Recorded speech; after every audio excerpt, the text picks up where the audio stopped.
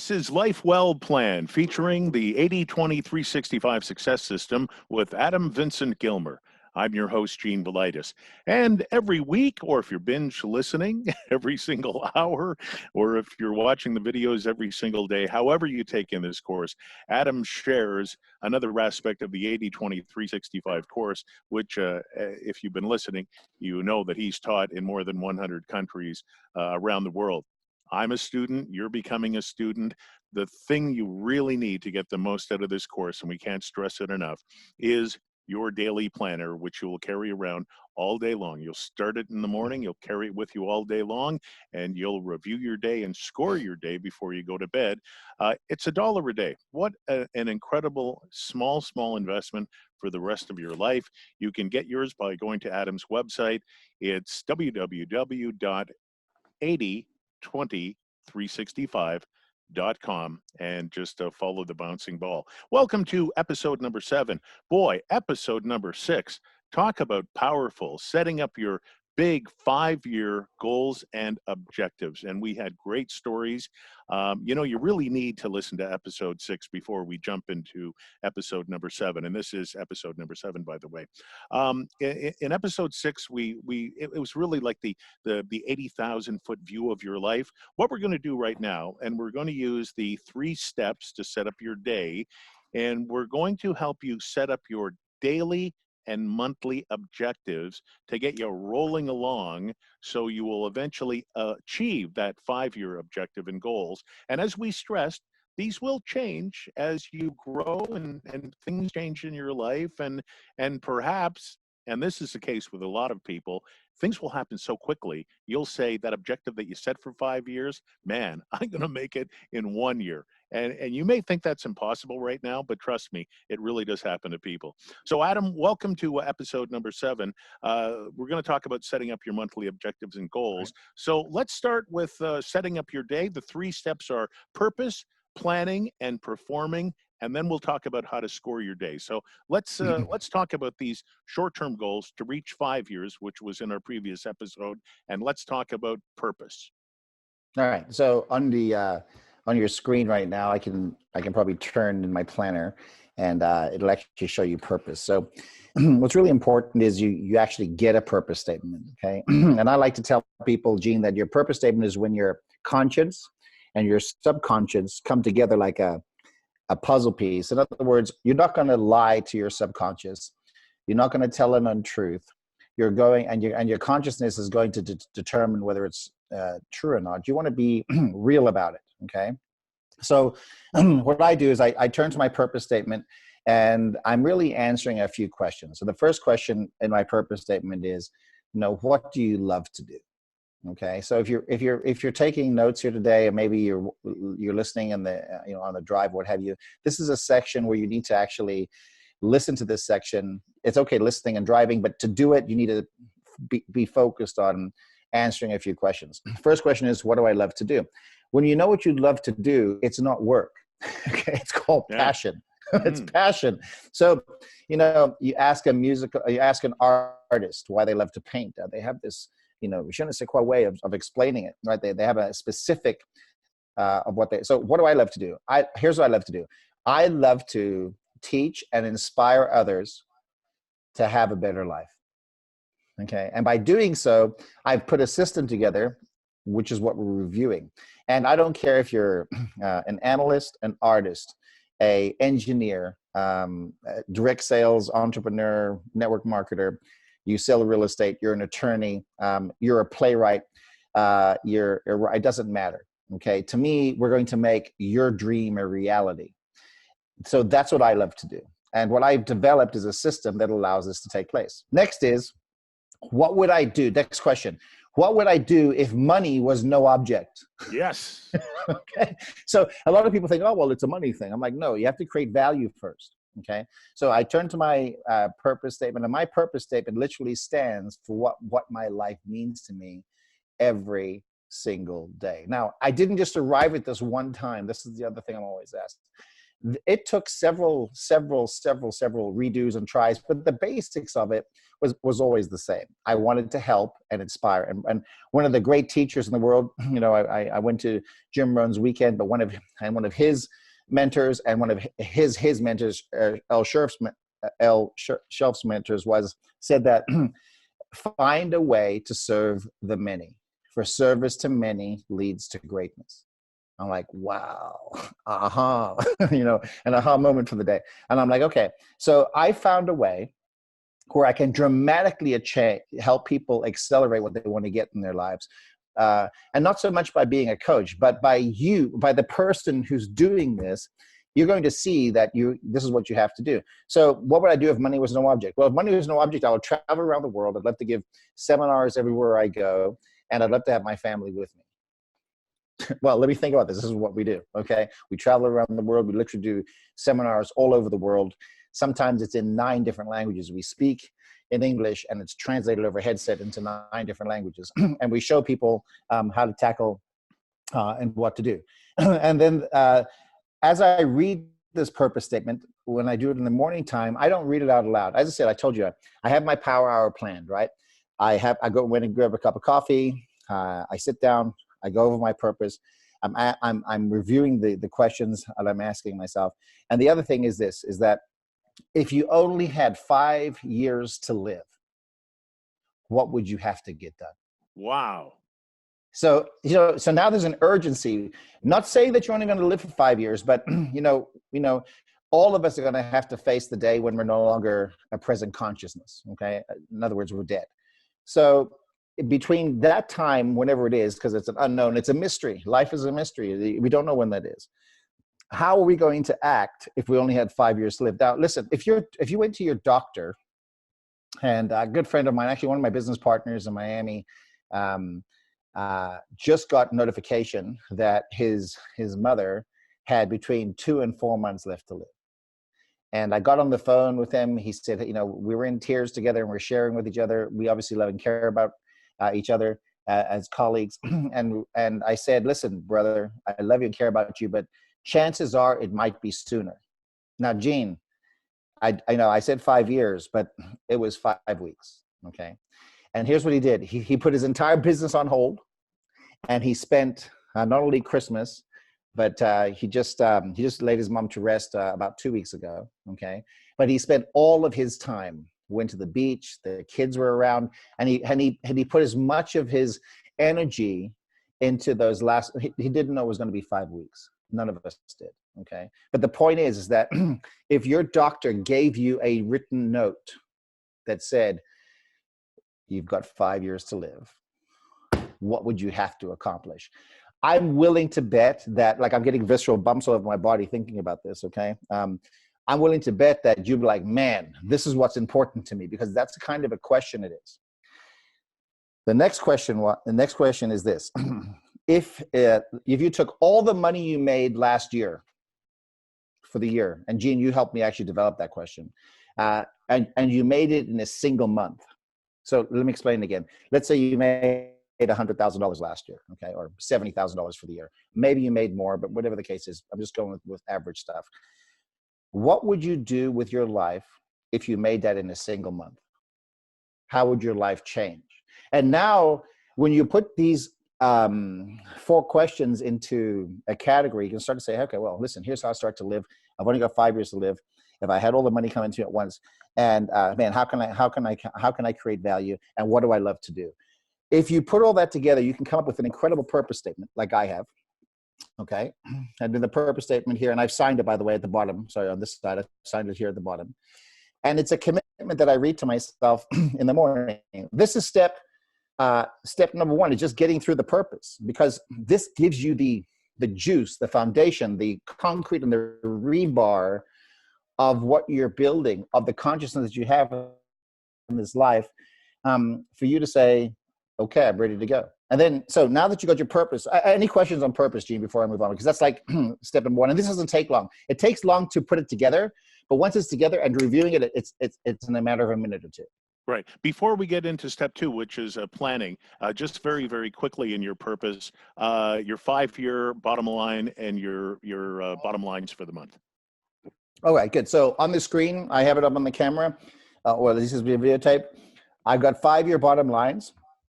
Okay. And listen, I will just read to you what my one of the is for my being. I am praying daily for direct action, and I'm doing this with love in my heart. These aren't hard goals, but the point is, I'm doing this every day.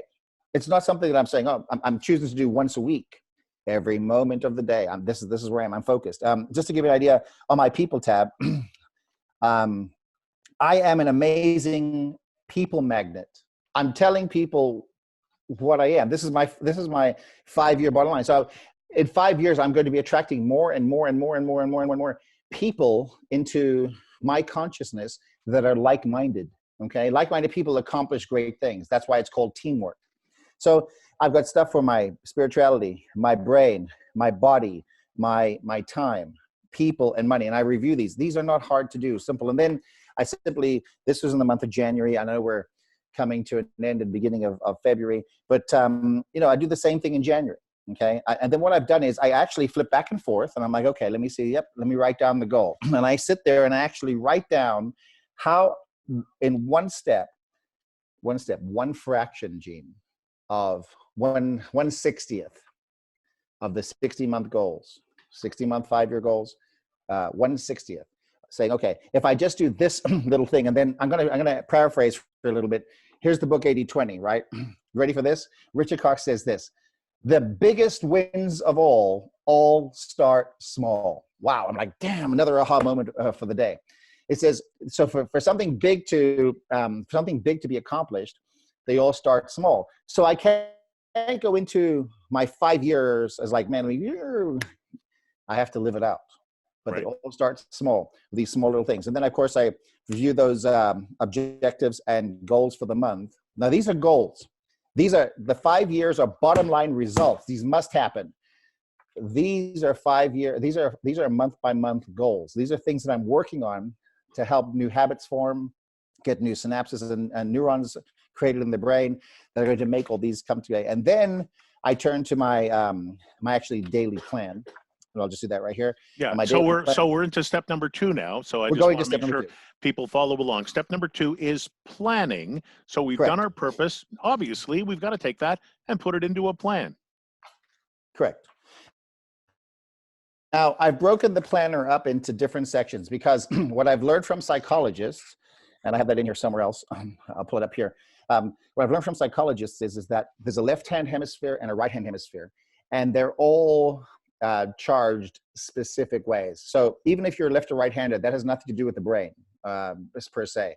The left-hand side of the brain for all of us is neat, tidy, organization. Almost everything is kept in a nice little file. And the right-hand side of our brain is like Michelangelo, let's go paint the ceiling, creative, walks on the beach where love exists, that kind of stuff. So I've broken the days down into the left-hand hemisphere and the right-hand hemisphere. Wow. Aha. Let me see if this makes sense. On the left-hand side, we're preparing. There's a section called A, B, and C. And A, B, and C is on the left-hand side of the brain. So it wants organization. It wants to know what to do. It wants to know how to execute. It wants to know what the plan is. And then on the right-hand side of the brain is, let's go make it happen. Okay? And that's how it's broken down. So there's A, B, C, and then on the right-hand side, there's D, E, and F.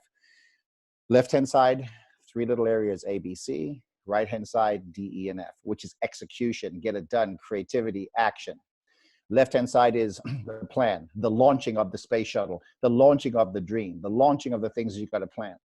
And together, the brains work together. In fact, the left-hand side of the brain wants you to be successful. The right-hand side of the brain is the action side of what you have to do. And what's going to happen here is the left-hand side and the right-hand side are going to be communicating with each other, giving you mental permission that it's okay for you to go out and become as successful as you've intended for the next 5 years. So really fast, you simply go to your A section, which is called prepare, and you prepare your day. Then you go over to the B section and you do your purpose. You've read your purpose. You do your planning for the day, and you close your eyes after everything's planned out, and you do your what's called a take one preview. You're previewing and giving your mind mental permission for the day to unfold. Then you simply plan your bottom lines, self, others, and work. And you've started the day off and you've started your 80-20 day. And here's what the psychologists happen to say. Once again, 80-20 book. I've got tons of books to quote as we go over this stuff, but this way, psychologists tell us, however, that thoughts and attitudes can be changed by appropriate action. Whoa, unbelievable. And not the other way around. The best way to start thinking the 80-20 way is to start acting 80-20. And that's why, Eugene, when you asked me at the beginning of episode number 5, it was, I think, why do you demand? Because it's very easy to read this stuff and it's easy not to do. It's great to take the information in, but it sucks trying to translate it into action. And what we've done in the 80-20 365 planner is those small little things added together over time, great things take place, 5-year results happen, 1 month at a time. And this is how we plan. And the next side is actually doing the performing, actually getting it. So we're getting into step number 3. And what I like to say is it's showtime. And step number 3 is perform. You're ready. Now it's time to take on today's tasks.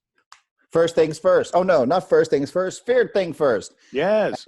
And that's what you actually do is you get down your pen, and everybody knows that you're being afraid, what you're afraid to do. Everybody instinctively knows.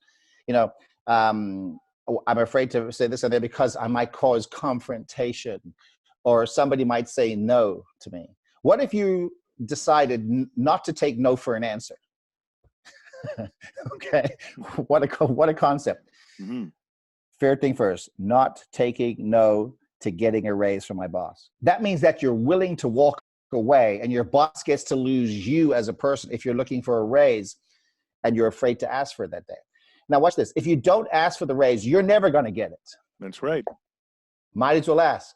And there's a way to present that to your boss, and there's a way to make things happen. In fact, just before we did some of these recordings this morning, I had 2 owners of one of the companies I represent on with me for about 20 minutes, trying to bend my mind around their idea, okay? Now, and I love them dearly, but my answer was, I understand where you're coming from. I can see your point of view, but unfortunately, that's not going to work for me. Okay, so because I refused, in this instance, I was refusing to take no as an answer, okay? What has to happen is, I'm the one that's out there doing the traveling. Last year, I did 467,000 miles, enough to go around the planet like 60 or 70 times, okay, if you count the diameter or the circumference of the planet. And I know what the market needs. They're not in the space that I know. But I'm respectful. I wasn't angry and demanding. I was solid. I had resolve. And I knew what I was going to get. And that's what happened. Actually, before we started doing some of these calls today. And I'm just giving you real life examples so people start to understand that I'm performing when I say go do this. So you do something for yourself, go to the gym, watch what you eat. How hard, by the way, everybody knows if you reduce your calories and carbs and you go and walk, you are going to start burning fat and losing weight. This is not a new concept. It's like, I was talking to somebody that said to on one of our webinars the other day, they had a question. They said, well, don't you believe the earth is flat? I'm sorry, I don't. No, here's why. There's just so much irrefutable evidence. And no, I've never been up in space, ever. I don't believe the world's flat. I believe it's round, just like I think the moon's round and the other planets are round. So, if you're given this belief system and you say it's flat, if that was the prevailing assumption at the time Christopher Columbus set out to sail, okay? Can you imagine? People used to think we would sail off the edge of the world. Okay. But that's what people used to think. Yeah. But over time, their belief systems got changed. So do something for yourself every single day. Do something for your work every single day, and do something for others. Random act of kindness every single day. In fact, one of the other episodes I was talking about, I was traveling through London Heathrow. There was a woman with a pushchair and a baby, and the bus pulled up maybe a foot and a half away from the curb, and she's with a baby stroller. I'm a dad, don't know them. This woman was of different faith than me because of the way she had presented herself, and I have a lot of respect for all the different faiths of the world. But I knew she couldn't get across this chasm. And I was like, no big deal. I'm a dad. And without asking permission, I just reached down and lifted up the bottom of the stroller and moved. And she obviously picked it up and we went across. And she said, you know, she didn't even say thank you. Didn't want to talk to me really. It was one of those things. And I said, hey, welcome. I'm a dad. I know how it is. And I'm on my way. Random act of kindness. Now, before I forget, as you're going through your day, you're also going to decide which are 80s and 20s. And Eugene, out of everything I've said on episode 1 to now, the most important thing that everybody has to get their head around is all tasks are not equal. I'll say it again. All tasks are not equal. That literally means that some of the tasks that you're doing, anybody can do. But the ones that are the most important, actually, after I coach and I teach people on 20s, a lot of people start putting their 20s in their FTF, fear thing first, because they're actually afraid to get a 20% high payoff activity done. And how do you tell the difference between an 80 and a 20 task? Let me explain. A 20 task is when you feel the natural fear showing up in your consciousness, in your body, in your thoughts. You're like, man, yeah, but the answer could be no. That is a 20. Okay, that's just the easy rule to make it happen. And you turn to section D, and underneath your work section, you write down what that happens to be. Okay, you might also want to write down in a half of the day saying, man, I felt this energy come on me when I asked myself what the answer to the 20% question was. I was like, yeah, I had some fear. I felt some fear handling this 20% item. This is a good thing. So laundry. I mean, I don't do any of our laundry. I don't do any of our cleaning up. I don't do any of our gardening. I don't do any of washing of the cars. Okay. These are things that we've hired other people to do because that's their top 20. Have clean dishes and what have you in the house, have clean laundry folded and put away, color coded. These are all the things that we pay somebody else to do because it would be a large waste. It's valuable, but it would be a large waste of my productive energy for me to be at a laundromat doing this stuff. Now, if you're currently in the situation where you have to, I understand. I get it. I've been there. I've had to do it. But I've learned now that I've become more successful over my life practicing this stuff. I now have people that attend to those things because we pay them and that's their job or that's their career. And for them, making these things take place is important. And for me, I stay focused on education, doing deals, getting contracts done, working with the attorneys, things that are high payoff activities, 20% items. And I stay focused on those through most of the day. Those are my D section. E section is for 80s and F section is for notes, ahas, and mentoring. Now, steps 1 and 2, easy to do. Step 3, a little more complicated, but once you figure it out, and you're only going to figure it out by doing it, okay? Once you do it, every single day I write down who I've mentored, and I mentor 4 different types of people. A-type personalities, people like me. If I'm prospecting or wanting to work with somebody, looking for somebody who's an apex predator, a type A, okay? And I'm looking for those people because those people make things happen. They have a sphere of influence. They know who to call. They can get the answers. They get back with you within 2 or 3 minutes. They make decisions. I love working with those people. Now they're difficult. Okay, they got a little ego. They're driven. They get pissed off from time to time. They yell and scream. They've got an edge to them, but they can get things done. And they will help you from your 5-year bottom lines. They will help you squeeze that gap down much, much sooner, maybe a year or 2, if you work with those types of personalities. B-type personalities for me are people that are in business. They might be an employee, but they want to have a better lifestyle. They're not ready to make the jump to being a risk taker, entrepreneur. But we can work with those people. I have a B that I work with every single day, either personally that I've met or somebody within my sales organization groups and teams and businesses that I have around the world. I asked people to introduce me to these people. C's are, C-type personalities are just people who are customers. And in the planner, there's a section for mentoring A's, B's, and C's and D's. I'll get to D's in a second. And there's also new contacts, A's, B's, C's, and D's. And I'm always asking my sales organization, Gene, to introduce me to an apex predator, a person who wants a better lifestyle, a better opportunity. Hey, who's interested in just being a customer? Take a look at what the doctors have to say, and I can sell the products and things that way. And then D, and all of us have these. D's are people that maybe were your friends in high school, junior high, maybe they dropped out of college. They're a couch potato. But you owe it to them. They're friends of yours. They've seen your life change. They see you're doing amazing things, but you owe it to them to extend the olive branch and give them one last chance to have a chance at changing their lives, because they're capable. But life has, their life habitudes they've been on aren't the same ones that you've been on. The life habitudes they're on, they've been crushed down. Rejection has broken them.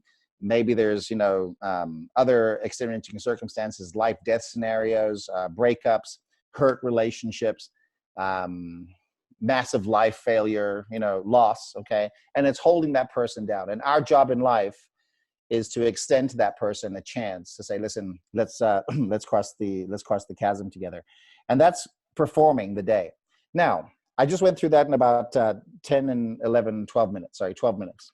Just so everybody understands, this is not easy to do without the book, without the planner. Okay, the planner lays it out for you. In the morning time, you prepare, you preview, then you go to today's task and you literally perform. And at the end of the day, step number 4 is reviewing. So there's A, B, C, left-hand side of the brain, D, E, F, right-hand side of the brain, left-hand side of the brain, organization, right-hand side of the brain, execution, action, getting things done. By the way, one of the other things you might want to plan is plan stuff for, your significant other. Valentine's Day is coming up, right? We're in February, but birthdays, date nights, okay? Organize the babysitter early, okay? Surprise the person. People love surprises. I find it with Jessica, she loves surprises from time to time, and it spices up the relationship and makes it good. Actually, sometimes we don't even stay here at the house. We go and check into a local hotel, and we have fun. We're adults, we're living life. So you want to plan these things so that you can make the relationships of your life count.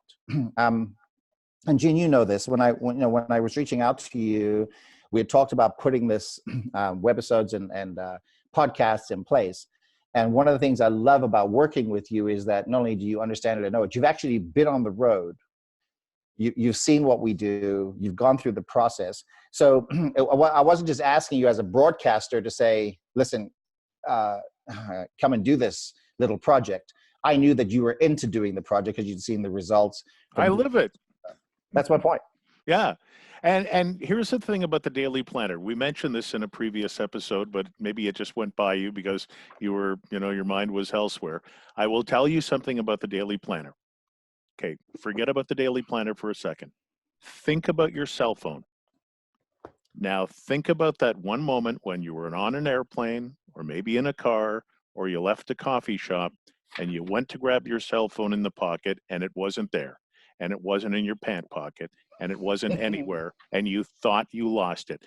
You know that feeling in your stomach, all the information that's in that phone. Where's my phone? How do I find it? You panic.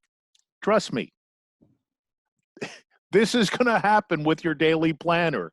You will wake up and it'll be beside your bed, and when you go to bed at night, it will be there as well, and you will carry it all day long. This will become as invaluable as that cell phone. And if you ever misplace it, you're going to get that very same feeling.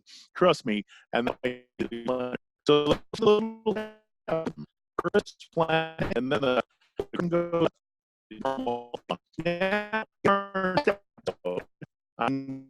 things are just getting exciting, and we've only completed 7 episodes. Coming up in episode 8, we've talked a lot about 2020. In the next episode, exactly what is the 80-20 rule and how to use it. Adam, thanks for this. I'm looking forward to the next episode. Me too. Thanks, Gene. Take care. God bless everybody. Make sure you have your daily planner. It's easy to get. It's a $1 a day investment in your life forever. And trust me, it'll be like that cell phone. Just go to www.8020365.com. Easy to order. You'll get it. Thanks for listening to episode number 7. Here we go. Episode number 8 coming up. This is going to be good. The 80-20 rule. What is it? How to use it? For Adam Vincent Gilmer, I'm Gene Velitis.